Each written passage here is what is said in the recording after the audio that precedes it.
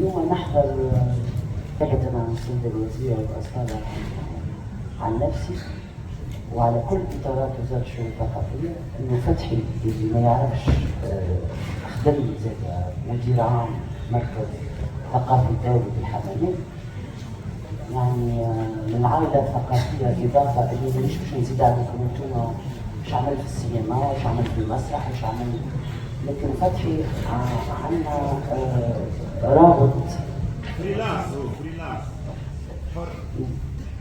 عندنا رابط آخر مع فتحي الهداوي،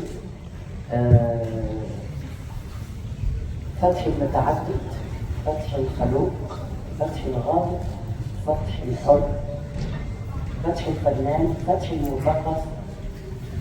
نتوجه للعائلة الفاضلة، العائلة الكريمة بحب تعازيم باسم وزارة الشؤون الثقافية وباسم السيدة الوزيرة،